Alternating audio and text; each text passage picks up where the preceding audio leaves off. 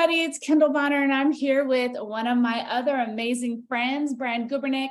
He is someone that I met on the Inman stage. I don't remember if it was New York or Vegas or both. I feel like I've seen you there a couple of times. Definitely Vegas for sure. Now that I think about it, I can picture a setting with you and I. But I met Brian, and he is just such an inspiring leader, and he's just had his hands in so many different things that I think is just so interesting and brings so much knowledge, I think, to the industry because he's kind of involved himself in so many different things. So let's talk about what has he been involved in. Okay, well, of course, he is a team leader of the Homehelper Consultants with Keller Williams, but that is something that's like kind of like his side hustle now. He's leveraged out. He's accomplished the dream that so many of us team leaders are also trying to aspire to. So he's definitely someone you want to track and follow. But like his main gig, guys, well, one of them is he's joined as the chief real estate officer at Place, which if you haven't heard of Place, you should go Google it. It's a really interesting concept and model to help support teams and team leaders with their infrastructure and their operations at a much deeper level to help them be more profitable. And so that's really cool. In fact, I did a little like side meeting with you and Via from Place at one point. And that was probably when we got the most intimate in our conversation at an Inman event. And then also too, you were working with Homeward at one point, which is another like prop tech company, which is also really neat and cool. And then of course you run a mastermind called Metrics Coaching and Training. And then I guess you do that with Ben Kenny, right? And you manage a group of agents who manage a mastermind with some of the top leaders in the country, I'm sure. So many good things that you're involved in, and I just appreciate you taking your valuable time and sharing it with the audience here today and kind of sharing some insights and things like that. So I can't wait to get into it. So thank you, Brian, for being here. Well, thank you for having me. It's funny when you run through that list of things I've been involved in, it makes me think, damn, I've been around for a little while, haven't I? I guess I'm like kind of the old head now. I feel like it was not that long ago where I was one of the younger guys doing it, but now I guess the resume has grown a little bit based, the number of years of service has grown. And so, yeah, I've been around a little bit. And I think, it's been an interesting journey from agent to team owner to, getting involved in these other things, all the sorts of other things. But I love the game that we play. Yeah. I love the industry that we're in, and I love having the opportunity to meet new people, get to know new people. And you and I are relatively new friends just over this past year. And I'm really excited to talk with you today. Yeah, I mean, and that's one of the reasons why I'm doing this is because I've realized I've met some really amazing people, and I want to dig deeper into their story, dig deeper into the brain vault of all the cool and inspiring and interesting things that they know. In fact, when I invited you to do this call, and I was like, what do you want to talk about, Brian? And you like gave me a list of several things that you just are, able to talk about. And honestly, I was just so excited. I was like, oh my God, we're going to have to do more than one of these. So I just feel like there's some really, really good topics for us to chat about.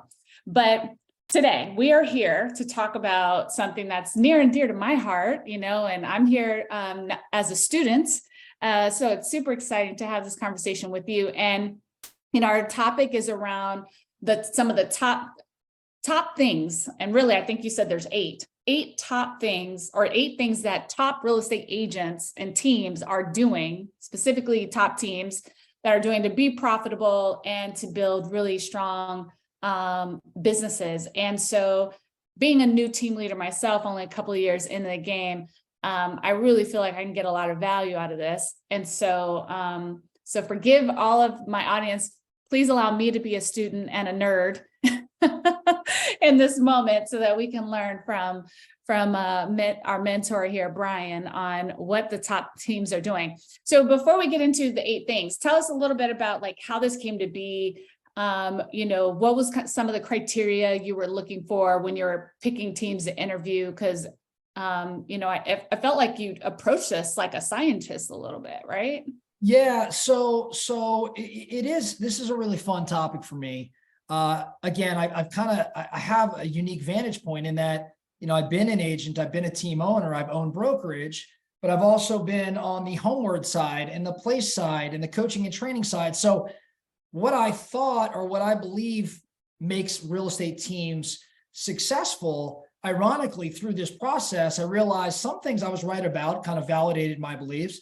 And then some things didn't show up to the level that I expected. And so this was a heck of a project for me. And let me just give you some real brief background on what we did here. So Kendall, I was sharing with you and the audience just a minute ago, I did spend a couple of years at Homeward, where I'm still an advisor.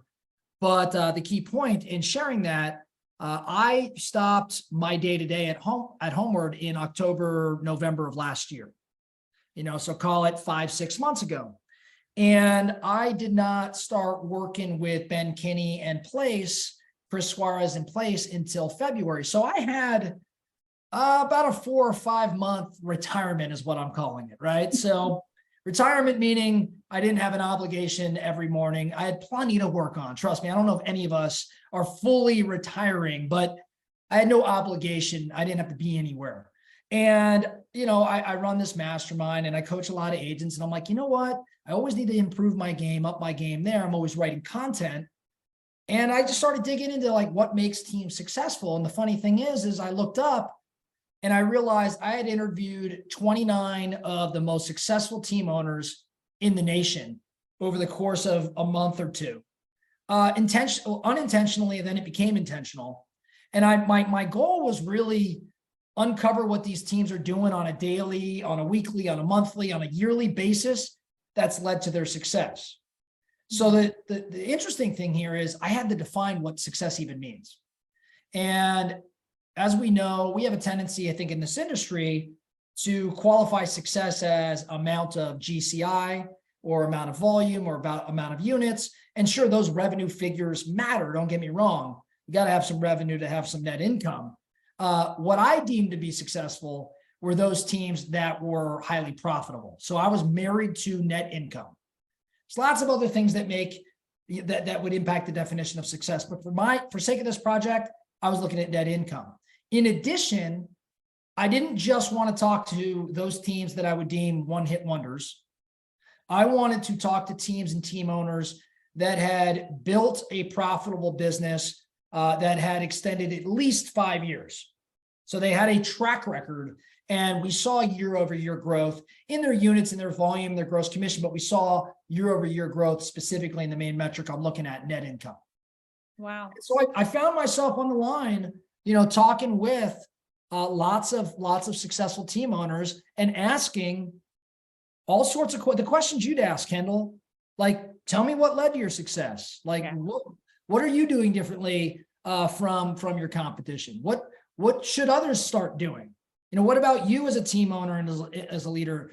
Tell me about your day. What's your superpower? What makes you different from your competitors? And I just compiled all this information. And then, like a science project, I was able to kind of compare and contrast and say, well, what's common amongst these teams? And I had lists and lists and lists. And what I found, there were really 8 things. And it took a while to narrow it down. Some I was being a little too broad in my definition. I was trying to fit them all in. And I really kind of came up with 8 common actions that I think they all share. Doesn't mean it's all they do. It just means that of this group of 29, here were the 8. Here were the things that they all shared, or not all, but the vast majority were doing at a high level. And when you combine them all, it was almost like it created this package of most common actions. And that's the research project. And I think that's what we're going to talk about here now. Oh my God. Okay. Love this. Love it. And let's get right into it. So what's one of the first things that is their most common thing between these teams? So in no exact order. Okay. Yeah. So the first thing we'll talk about, the most profitable, most successful teams out there that I interviewed, all the teams, I would say almost everyone, I think it was almost all, I'd have to pull the notes, but I think it was 98% by my definition of those interviewed had what I defined as a predictable environment. They had a predictable environment. What do I mean by that? There were standards and expectations for all roles within the team. There was a cadence to their day. In other words, like, you didn't walk in and haphazardly do whatever it is you felt like doing that day as an agent, or the team owner didn't walk in haphazardly and just say, oh, I want to work on this today, or I want to work on that, which, by the way, if I did the interview of teams that aren't successful, that's the kind of stuff I'd find, right? Mm-hmm. There was a cadence, there was a structure, there was a team calendar. They had scheduled meetings, they had scheduled events. And one big thing that I saw that stood out, they all had resources and training. Like, there was an intranet, or there was video training, or there was structured meeting. At the end of the day, when I looked at all of that, I came up with this definition, which is predictable environment. Like, this was predictable. Monday looked the same every week. Tuesday looked a lot like Monday. You know, Wednesday, like, these things, it looked like, for lack of a better way of saying it, you know, I'm using air quotes, like a real business, right? Like, when you walk into what we perceive as a real business, odds are there's a lot of predictability. And from that, there's efficiency, there's value, and what's produced? Profit. So that was one of the first of 8 that I saw, predictable environments. So that's really good. That's really interesting. I mean, it leads me to some of the things that I know about myself, and actually some other teams I know that that this makes so much sense, which is, you know, I know some teams, you know, the agents are required to come into the office every day, prospect for 2 hours, role play for 30 minutes, stuff like that. And I know a lot of team leaders who have shied away from creating such structure because they were afraid it would turn off agents or repel them. But it's like, hey, that's actually a good thing. Allow the agents that don't want this level of structure to be repelled, because those are the ones that aren't going to do the hard work anyway. And you want to attract the ones that are attracted to that structure, because they're the ones that are going to thrive in it. So that's really powerful. Like, I could see how that would make a lot of sense. Super powerful. But the structure, and I think I want everyone to think about it this way. Like, I'm not saying my structure may look different than your structure, Kendall. We may run dramatically different businesses. The takeaway, though, is we're both running some degree of structure or predictability. Yes. Right? Like, maybe a better way to say that, I didn't interview a highly profitable team that haphazardly did things.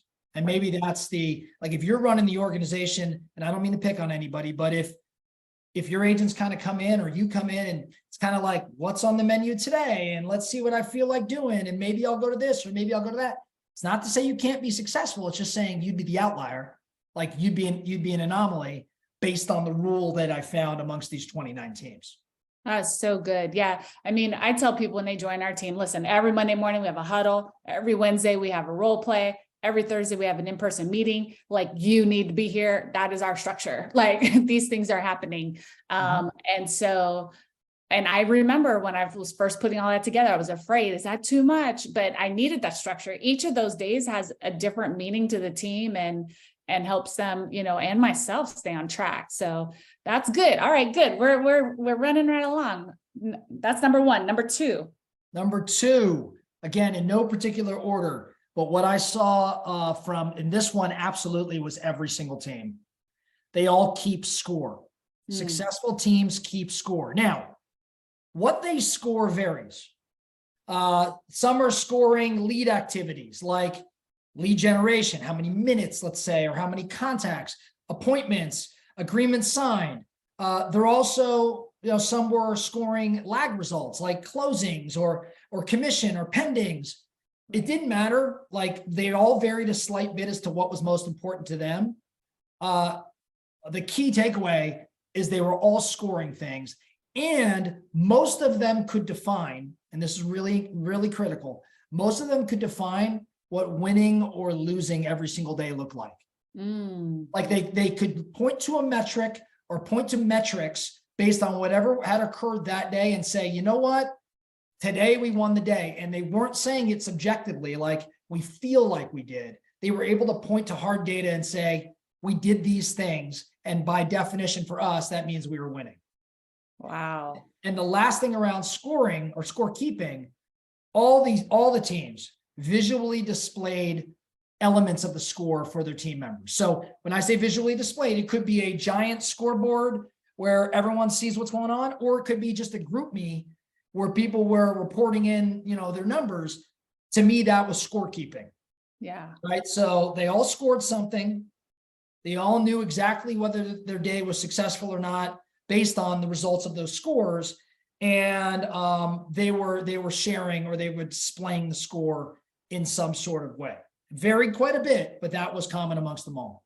That's good. I mean, again, what gets measured gets done. What gets measured gets improved. You have to track and measure.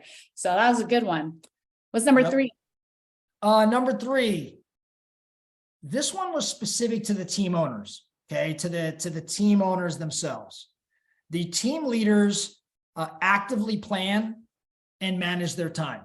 Every one of these successful teams, the team leaders actively planned and managed their time. So successful team owners were planning their days and weeks, and they leveraged a calendar to block their time, and they mostly honored their time blocks. Okay, so again, this kind of goes back to this almost very similar to predictable environment. Like the team leaders themselves were acting like my definition. They were acting like business owners, right? They were planning their days. They were planning their weeks. They used the calendar. They blocked their time. Mm-hmm. And for the most part, they honored their time blocks. There was some random unplanned work that occurred for all of them. But for the most part, the team owners were following some sort of regular schedule. And here was one interesting thing that I found. Their schedules were openly shared with others.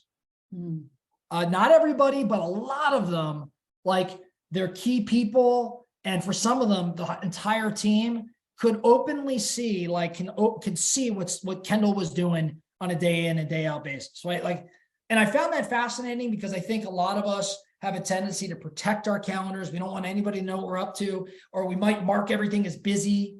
And the best, what I found, it was just interesting to me.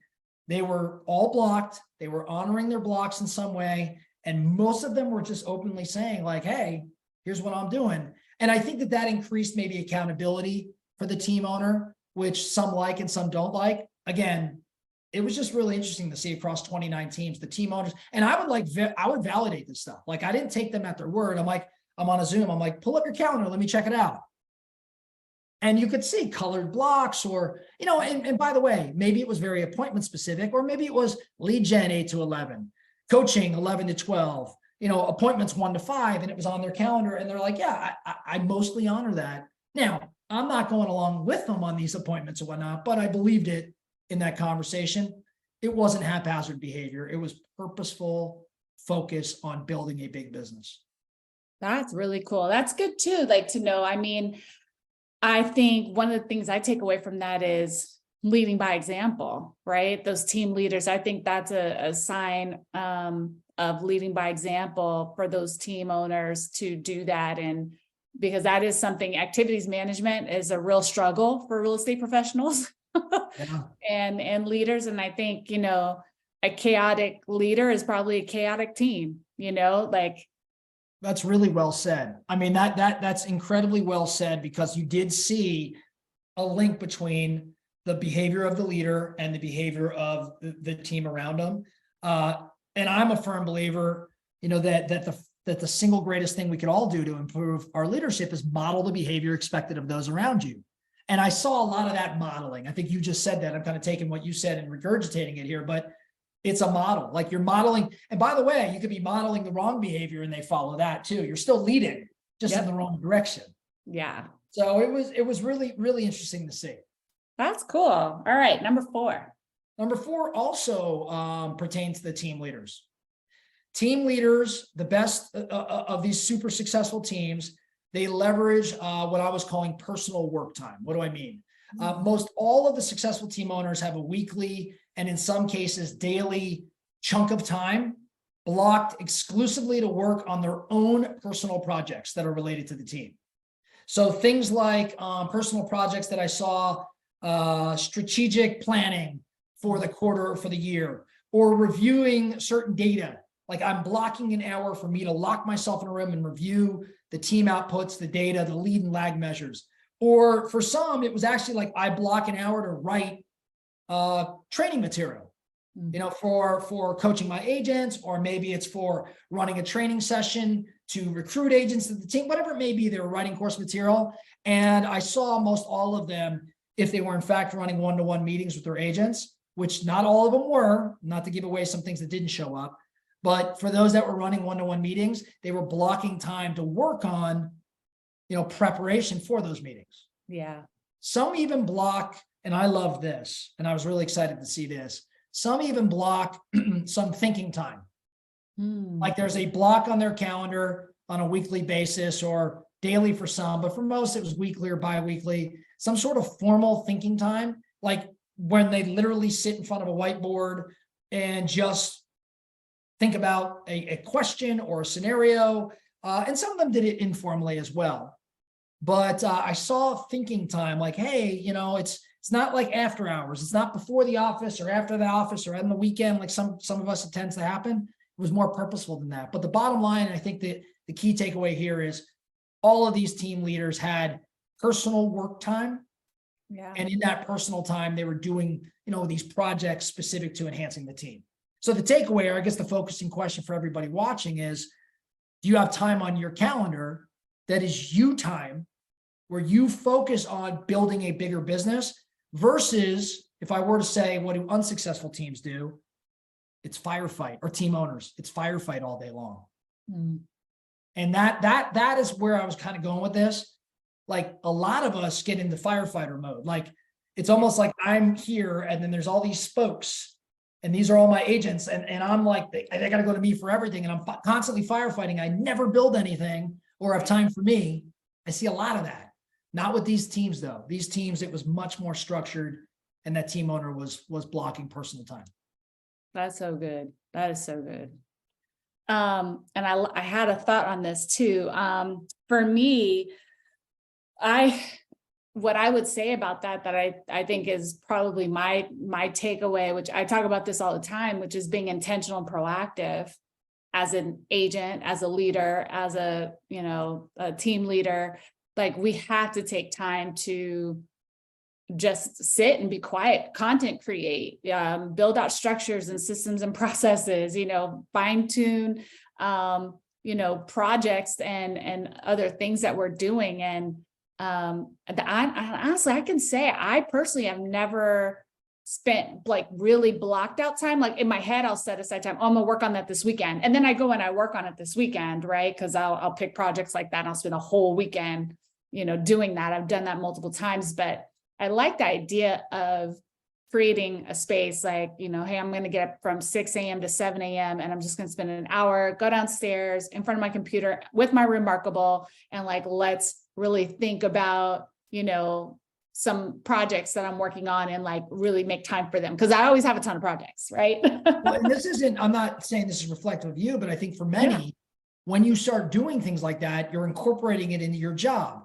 Your job this is part of your responsibility as the business team owner. Yeah. You know what I mean? Like this becomes the core of what you spend your time on as you evolve or some start getting out of production or whatever it may be. I think one big takeaway here is too, if that's not you, like if you don't want to, and I'm not saying you, Kendall, I just mean in general for our listeners. Yeah. If that's not you, if that's not in your wheelhouse, if that's not something you're passionate about, like working on the business is the term we oftentimes use. Okay, well, you're going to have to solve for it. Like, is that a partner? Mm-hmm. Is that a relationship? What is that? Or maybe it's like, if I'm just being candid, maybe building a big team or maybe that's just not right for you. And that's okay. That's great. That's cool. But those that were running big, successful, profitable teams, they were treating elements of what you just described as their job. Yeah. Right? Like, I'm going to work on these things, or they have to go solve for it in another way. Like, I want to have a big business, but I got to partner with somebody or do something like that to create that focus on the business. Yeah, absolutely. Absolutely. Yeah. What's number 5? Number 5, team leaders and their key people understood or understand the team's financials. Okay. All successful team owners that I talk to, all of them, not only reviewed their monthly financials, but here's the kicker. They actually understood what they were reviewing. Here's what I mean when I say that. I think so many have financials, like they're told, hey, you got to have your income statement organized, and they do it. But what I found is oftentimes they do it for the sole purposes of handing it over to their CPA at tax time. Right. The most successful, though, are doing it so that they can analyze their business and make strategic decisions based around that math. So all of these teams that I talked to, they all had a slightly different process, but in my opinion, they all arrived at a similar degree of awareness around their team's financial performance. Wow. So they all took financials, the financial analysis, but the financials more seriously than their less successful peers did. And they understood what they were reviewing. One other really interesting thing that I found for those that are watching right now, they're like, yep, that's me. I monitor my P&L and I track it. I make strategic decisions. And I'm like, I'd high five you if I could, because that's awesome. One really interesting takeaway that I had, that kind of surprised me, almost all of them had more than just their own eyes on their financials, meaning that their director of operations or even some top agents or their sales manager, other people were looking at these financials. And I found that fascinating because obviously I think there's tremendous value in having somebody independent looking at it. But I found it fascinating because I found so many team owners over the years, they don't want to admit it, but that bottom line net income is their personal income. Right. And it's like, there's this, I don't want to share what I'm making, how little it is or how much it is, like whatever the number, I don't want to share it. Yeah. And that's, I think, a common mentality.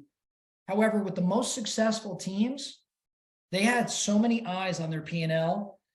There was even one, actually there's more than one, but I remember one team specifically where every month he would invite his entire 30-person team to go through. He'd put it up on the screen and they'd walk through line by line, and it was optional. They didn't have to be there. He found it valuable to teach them financials, and they were asking questions like, why are we spending so much money on signs? Or why are we doing this? Or why are we doing that? It just was fascinating. So they all understood financials, and most all of them had more than just their own set of eyes on the financials. Okay. So this one's, I can take some personal lesson from this. So what's funny is I used to be that owner, agent, whatever, who was like, I grew up, everything's a secret, private, everything's confidential. And I used to not want to do that, and share those numbers. Definitely didn't really have that mindset during my brokerage days, but as a team, what's funny, this is the transition for me is, I'm running this team with my husband now, and we got introduced to EOS model, the Entrepreneurial Operating System. For those of you watching. And this is, I think, Gino Hickman is the name of the author there. Wickman. He's Floyd Wickman's son. Gino Wickman. Yep. Yes. Gino Wickman. Sorry, I knew I was going to chop his name up. Sorry. No, you're great.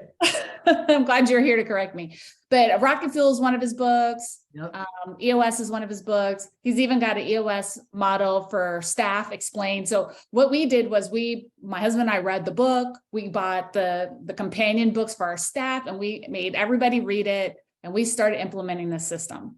And in implementing the annual meetings, the quarterly meetings, etc., there is a whole section in there on the financials of your business. And I remember in the beginning, it was like, are we going to really share this with our staff? Because not only is all of our staff a part of these meetings, but we also invite a member of our team, so a team member into these meetings. So, to help us shape the company. And so we're sharing numbers in there, and we're sharing numbers at our weekly team meetings. And I have to say, it is good. It's great. And our team, there's been no negative consequence to doing that, I should say. Yeah. It's only been positive, including them calling me out like, Kendall, all your travel expenses, you're above budget. What are we saying no to? Things like that, or, hey, we have room, we do, or we don't have room for more staff, or, hey, this is, where we need to make some pivots and adjustments on marketing, or, wherever we are in alignment or out of alignment, it becomes very clear because, we assign percentages to certain areas in our budget. Like, hey, we don't want to go over this, also that we can add it to a net profit of 20% at the end of the year, from which we can do bonuses and do other different fun and, fun things. But what's interesting, I no longer see that net profit as my money. I don't see it that way. I see that as the company's dollar for me to have room or opportunity to reinvest back in the company to continue to grow it. But I pay myself a salary, that sort of thing. My husband and I, you know what I mean? So Oh yeah. Oh no, that's I mean, interesting. that's an amazing like transition, right? Like I It was follow, big. and I do love EOS. I'm very familiar with it, but the key point here, Yeah. for many watching, like this is part of the transition to running a big business. Like these are the things that you'll see the most successful teams do. And so, if you're watching and you're like, hey, I'm not as literate in my like with my financials as I should be. Well, I mean, it might sound harsh, but stop making excuses and go figure it out. Like go meet with the accountant, go study financials, go pick up the many real estate books that are out there that talk around financials, or find a peer or mentor who is ahead of you and go ask questions and learn. You got to understand the math behind your business. You just have to. Yeah. Literacy and transparency. I'm going to take that away from this right there. All right. Number 6. Number 6, this is a simple one. Simple to understand. Here's what I found. The team leaders of the most successful teams out there, all of them were nonstop teaching. They were teachers. The content varied, but they were always teaching. And so they saw that as part of their job. Teaching to their agents, teaching to the public, teaching to the industry. They see that as part of their job. They all had different reasons for teaching. So maybe it was to develop the sales skill, or maybe it was to develop influence in the community, or maybe it's to develop, relationships in the industry. Whatever it may be, they were teaching nonstop. So it wasn't just sales skills though. It was things like investment or leadership or life skills or motivation. They were teaching all sorts of things, and they were doing group teaching and they were doing one-to-one teaching. So when I say teaching, like it may be like they saw themselves as like the chief educator. So that we're sitting down with an agent, that coaching session or teaching session was a very critical part of their job. And they all had different mechanisms or methods for how they were going to go about influencing or educating, but they were doing it every day. That was very, very common. That's good. That's good. What's number 7? 7's an interesting one. Back to team leaders again. The team leaders, this is my word I came up with for it, or my words. I'm sure you've heard the term before, but I found that all the team leaders were what I'm defining as executive athletes. All athletes, in that there was discussion from every one of them about a focus on things outside of the office, a focus on sleep and their health and energy and personal development and being purposeful with their circle. They all even had stories about when they were not as purposeful, like where they once were and where they are today. Bottom line, they were all what I call executive athletes. Like they were showing up and treating the sport that is, real estate sales, right, just like Tom Brady, before he retired, was treating how he prepares for the NFL. Like Tom, not the greatest athlete, but how he took care of himself, the film he was watching, the sleep he was getting, like the skill work he was doing in the unseen hours. Like he's an athlete. And I think those that are running really successful teams, they're being the same way. These are the early risers. These are the cold plunge, people. These are the ones reading books at night versus watching Netflix. Now, they're not all on. I mean, they're not all on 100% of the time, but I noticed this interesting trend with most of them being what I would define as executive athletes. Now, one follow-up question I asked for many of them, I said, did you get successful and then become interested in all this executive athlete talk? Or were you an executive athlete and that made you successful?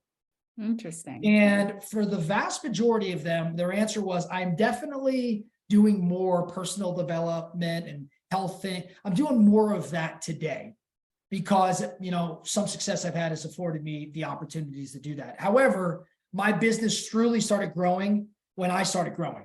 Like my business started growing when I started taking it more seriously. When I started, when I started reading more books versus watching more Netflix. Yeah. And so they all just They were preparing themselves outside of the office in order to perform in the office at a level far higher than their peers. Wow. Mhm.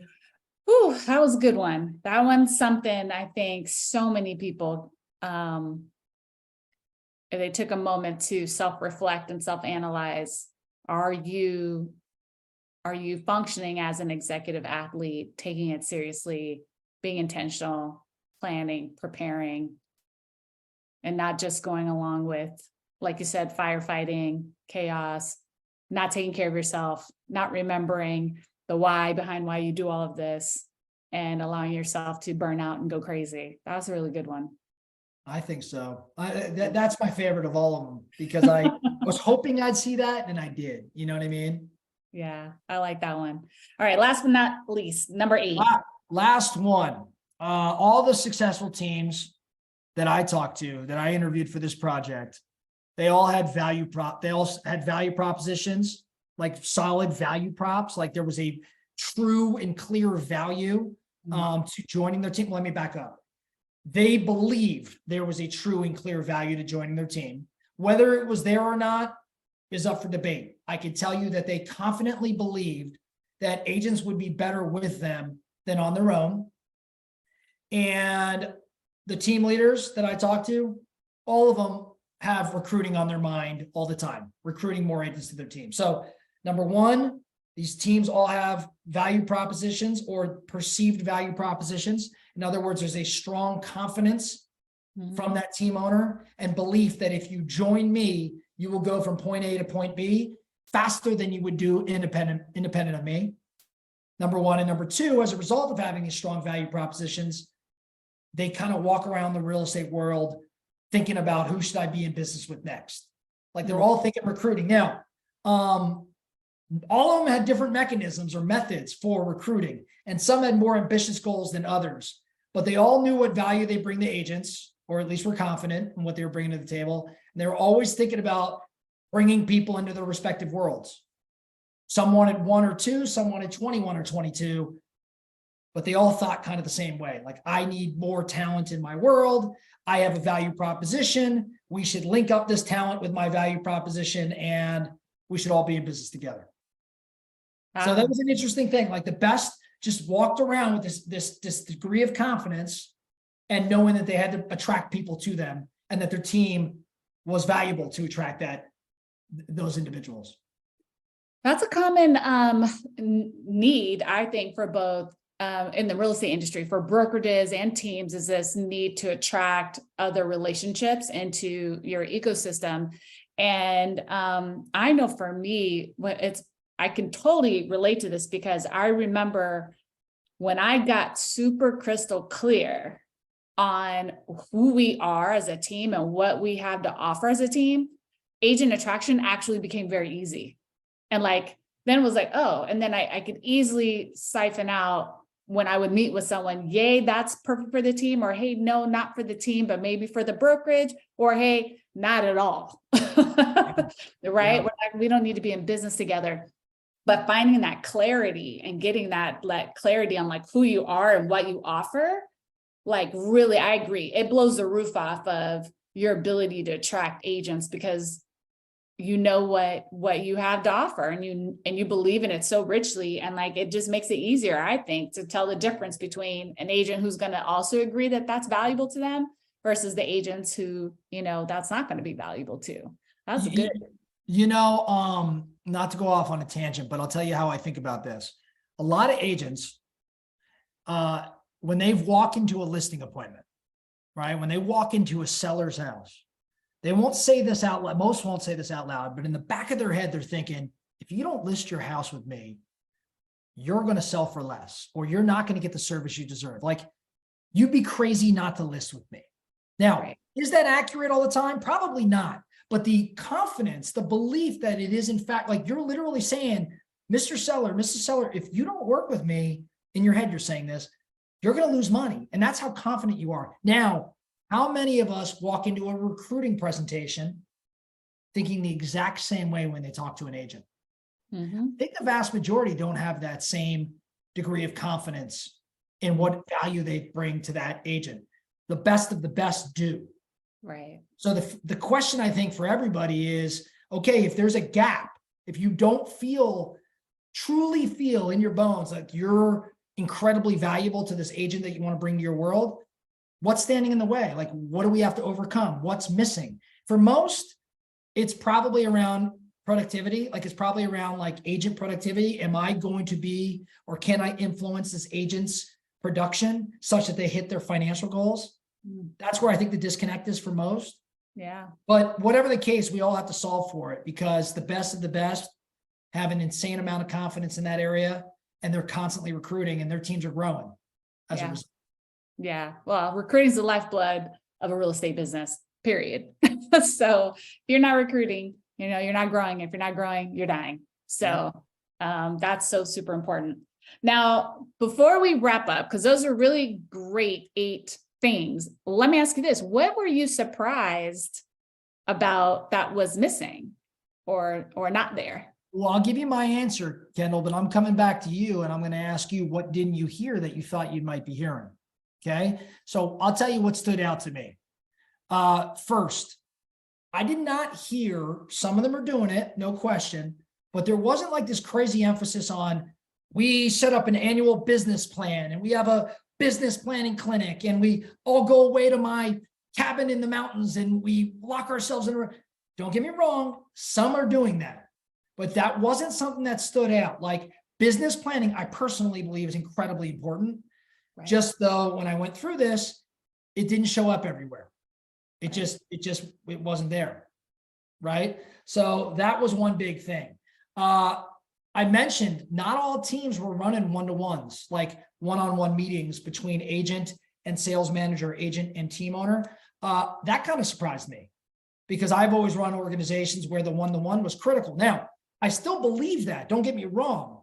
I'm just saying, across the 29 teams, I was surprised to see that a significant percentage of them were doing more group style meetings. We're not driving a lot of one-to-one to the extent I anticipated. It was probably 50 or 60% are doing one-to-ones, but that leaves a big 50 or 40 or 50% chunk that doesn't. So those were 2 big things that came to mind for me. The other thing, the last one I'll leave you with, they all, I believe, had strong cultures. And I think a lot of that had to deal with the fact that they were profitable and highly productive. While I heard about different team events and all these fun like exercises, I didn't sense like this is what's driving this team's success. In other words, the quarterly outing to dinner or the bar or the bowling night or axe throwing or whatever it is, like, a lot of them are doing some cool things. And I'm not trying to dissuade you from doing it, but I can't tell you consistently across the board that all teams have axe throwing, and that's why they're profitable. So that stood out to me as well. Like, they're doing fun things, but it was more, the team was excited. The agents were excited more because of the production and profitability of that team versus the social calendar. Right. Just what I saw. Did anything stand out to you? So good. So those 3 things that you brought up, I think, super interesting. And yes, right? Yes, and yes. The other thing that you didn't talk about that seemed to have any consistency that I can recollect is like this focus on any particular marketing, like, regarding lead generation and marketing and or prospecting, like, hey, we all do this one thing, which tells me though that when it comes to marketing, because some teams are prospecting teams, some teams are sphere teams, some teams are hybrids. Some, are web-based, Zillow-based, Realtor.com based. And like, I think a lot of people seem to think like there's just one way to do it. And clearly there's not. It was so diverse in this area, Kendall. It's a really good call out. That is one where I thought everybody's going to tell me they're hyper-focused on their SOI. Because SOI business is the most profitable business. We're not going to debate that. It is the most profitable per unit. Yeah. But these were teams doing things at massive scale. And for many, there's kind of a ceiling or a natural ceiling for SOI-based businesses. I saw, if there were 29 teams I was talking to, I saw 29 different business models. Yes, there was overlap. Some prospected, some did, but they were all unique and distinct. Some marketed, some it just was very different. And so I couldn't point to like, this is the one lead generation mechanism they all used. There was a plethora. Right. I bet. Wow. Wow, Brian, this is so good. I am so grateful. I learned a lot. This was really kind of, it was encouraging for me to hear this. It was also validating in some ways to think like, oh, good, we're working on that. Or, I a little bit of that. I also got out of it, if you're a team member watching this, like, look, these are some qualities of strong teams. You should be looking to see if these teams you join, are they checking off these boxes? Do they fill this void for you? Because I know there are some people out there who join teams and don't have great experiences for various reasons, and then give up on the team model thinking that's the only way it's ever done. And so I think this is good to kind of see like, there's multiple ways that it can be done, multiple ways for it to be successful. And sometimes just finding the right team and the right fit is more important than and has a huge impact on your success in the industry, compared to trying to do it on your own or, quitting at the end of the day, because it's such a difficult business to break into. I mean, I personally think teams are the future. I don't know. What about you? Well, yeah, I mean, I'm at Place, right? So you might know where, if you research Place or you heard of Place, you probably know where I'm betting my money. I do think teams are the way of the future. And I think for those team owners watching, like, it would be nice to go 8 for 8 on these. But if you're at 3 for 8 and can get to 4 or 5 out of 8, it will make a marked difference. It'll make a sizable difference. So I'd encourage you to watch this or rewatch it. And look at it from the perspective of, where do I stand with respect to each one of these 8? Where's my low hanging fruit, and which 1 or 2 can I improve over the next 30 or 60 days? I assure you that it will make a difference. Like, it truly will make a difference, and strive to get to 8 of 8, just not tomorrow, right? Like, chip away. Yeah. So, how do you eat an elephant? One bite at a time, they say. Right. That's right. So, well, thank you so much, Brian. Before we sign off, I want to ask you what's next for you. And we also want to make sure people know how to get to you. So first, how do people find you if they want to connect with you, learn more about Place even, or you have an amazing podcast, where can they find you and get more info from you? You know what? I would love your audience to give my podcast a shot. Okay. The podcast is called No Days Off. And the concept, a lot of kind of what we covered today around executive athletes, the concept is we all can get better at something every single day. And we could spend a minute or 2 minutes or 5 minutes doing that. And something may be in business or leadership, but it may also be your health or your wealth or your relationships. And so I literally every morning, Kendall, at 6 a.m. my time, 9 a.m. yours, a podcast comes out. It's 5, 6, 7 minutes. And it's just, here's the topic, here's my quick thoughts, here's the question, now go get after it. And it's just real quick hitting, getting you to think about what I can improve, each and every day. So go check out No Days Off podcast. If you want to subscribe, like get it to your text every morning, go to nodaysoffpodcast.com. And I would love everybody to be part of that. People can always email me too, Kendall. It's really easy. It's Brian, Brian, @place.com. Brian@place.com. Anything you got, any thoughts you have on what we talked about, any questions you may have, anything you want to talk about, I'm around. This is what I do for a living, right? Like creating relationships, talking with agents, anything I can help with, please reach out. That's awesome. Well, before I let you go, 3 what's next questions. I want to know what's next for Brian. The first what's next question is, what's your next event? Where are you headed to? What's the must attend event for you coming up here shortly? Oh, the next thing I'm going to attend. What is the net? Well, so is this where I could see people, or what am I personally going to? In a professional space. So I'll tell you what I'm going to. I'm super excited about. In a month, just less than a month, I am actually going to Dartmouth University in New Hampshire, and I'm going to a week-long leadership training and institute. It's for executives. I'm going back to college, Kendall. I'm taking a week at Dartmouth, and studying various aspects of leadership. So I am super excited about that. It cost me an awful lot of money, so I'm going to extract my ROI out of that event. I mean, I'm not leaving there till I feel like I've maxed it out. So I've got that coming up. Of course, at Metrics, we run our quarterly mastermind. And so the next mastermind event we have coming up in June. So if you're a high performer, high net income, high net worth type individual, and you want to go kind of to that next level, we got this group of about 100 of the best in the room. So shoot me an email. Definitely would love to get some people in there. But I think those next two things, me personally attending and me having the opportunity to facilitate, I really look forward to that stuff. That's awesome. What's your next project or investment? Right now, I have a contract out on a 32 unit apartment complex in a suburb of St. Louis. I think that will come together. I also have a contract out on a property. Actually, I'm in escrow on a property, an eightplex in Birmingham, Alabama.